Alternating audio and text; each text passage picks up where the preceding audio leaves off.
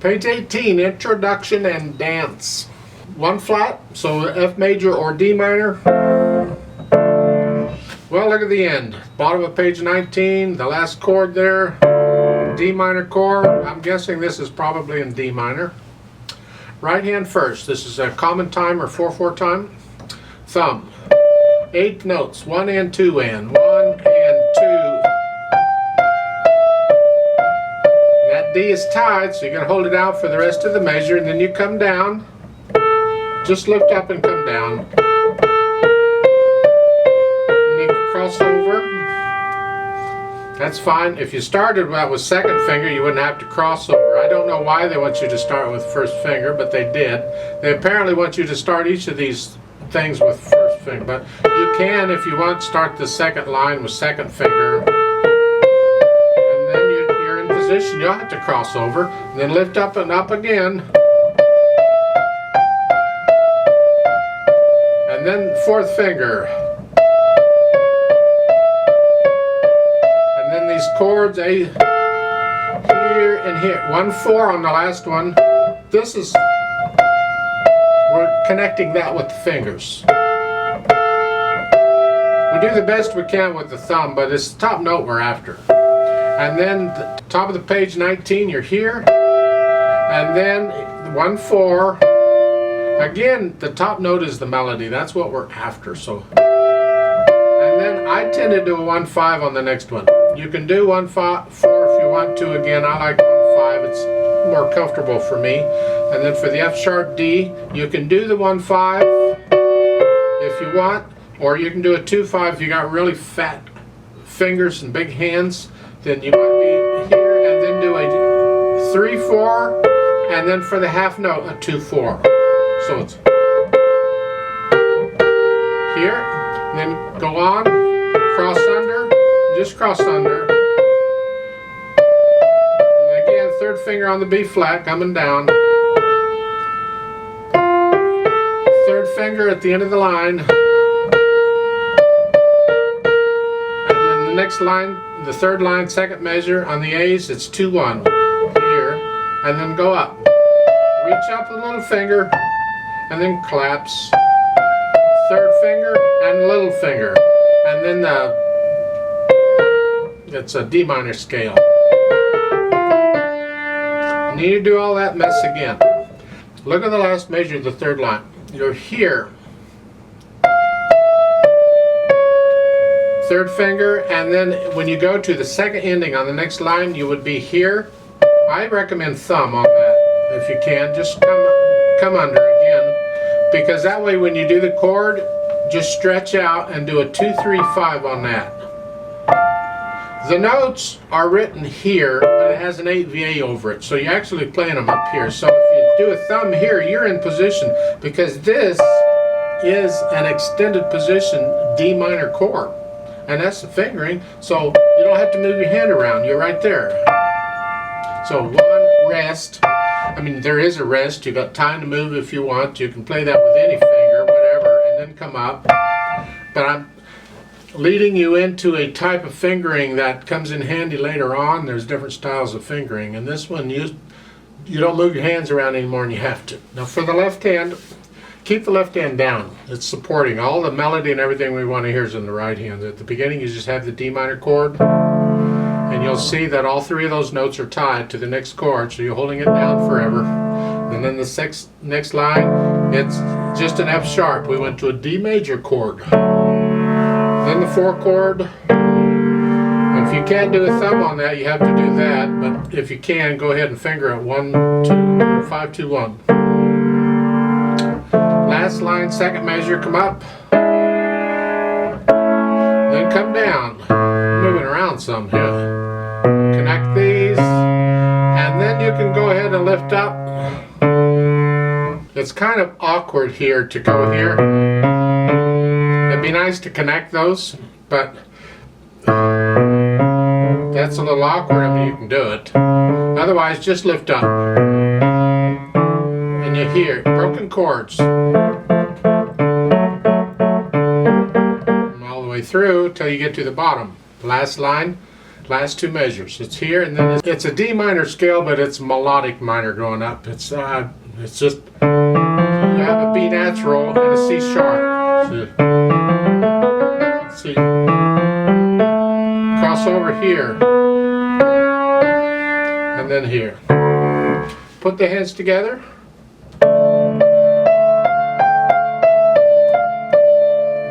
Here.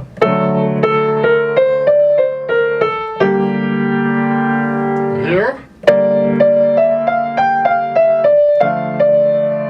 Then here. And each one of these, you're just hanging on, milk it, and this fun, and then here.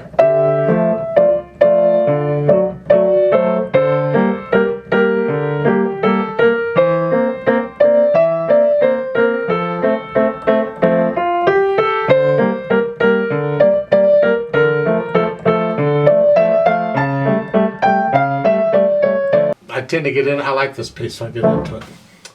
Then at the end, the last line is here. You're here. Then the fermatas, hang on to these for whenever it feels right. With a metronome, I'll hang on to it for one extra beat, for 2 beats each, is what it, and then you go back up. Now for the last 2 measures at the bottom, it's here.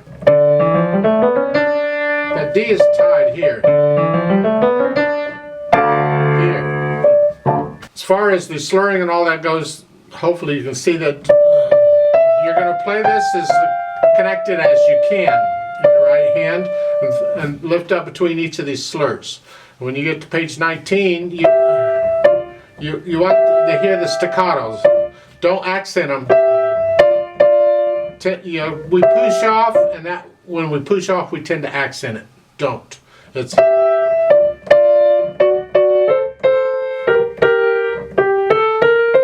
so follow the articulation. Then we go back and we add the dynamics. That's for the right hand. Keep the left hand out of the way. The right hand at the beginning is moderately soft. Second line, you're still moderately soft. Now you come up to moderately loud in the right hand. Be careful here because the chord in the left hand is not the same as it was at the beginning. See, when you had this at the beginning, you were here, but now you're here. Still moderately loud. Moderately loud, I would come down a little bit. Come back down to at least a medium soft, moderately soft. And now you're moderately loud. Now you're loud. The right hand's loud. And if you can, it's the top note in the right hand that's loud. Everything else is under it.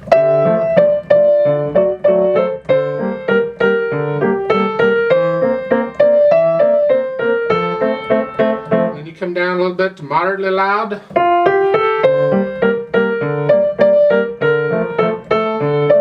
Loud. Don't get loud till you get to that A in the right hand. Keep the left hand down.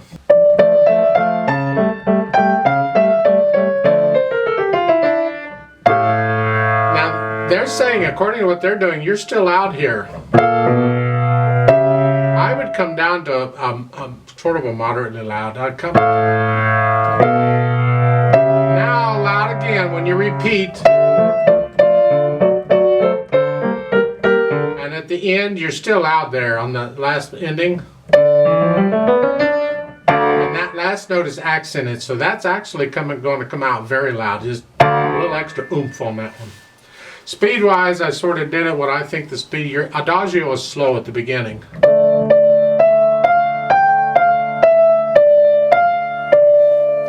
It's the tempo of a piece of music has to do with the overall feel and flow of the piece of music.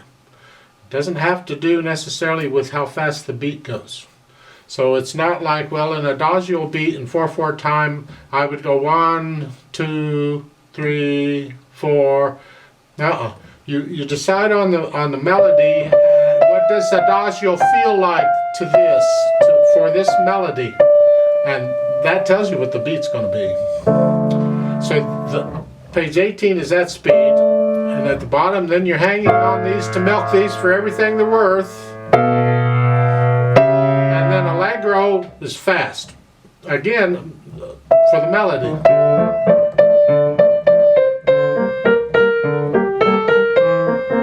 Not really fast, just fast. You know, a nice fun thing. And that left hand, I tend to connect the first two notes, but then I'll let the others bounce along.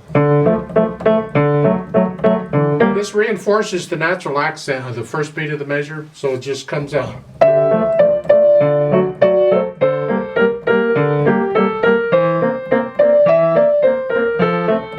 So you can hear that even though the right hand's got other rhythms going on, we still feel that. I like to play it slowly so you can double check the notes and the rhythms, and they're going to do dynamics, and I can't do this slow and fast stuff. I got to do it all at one speed. So we'll just do the whole thing at one speed, but I will take the repeat at the bottom of page 19, so we'll do that page twice in effect. So I'll give us 4 counts, and let's play this together. Now the speed we're going to go is actually about an adagio speed for page 18, so it's actually about the speed we're going to go for there, but it's going to be the same speed for page 19 though. I'm not going to speed it up. 1 and 2 and ready and go and.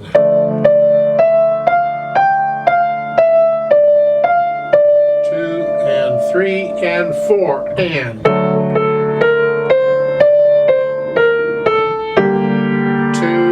3, 4.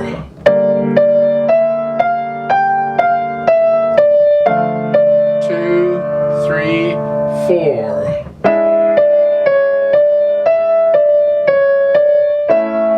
Hold, hold, hold, hold.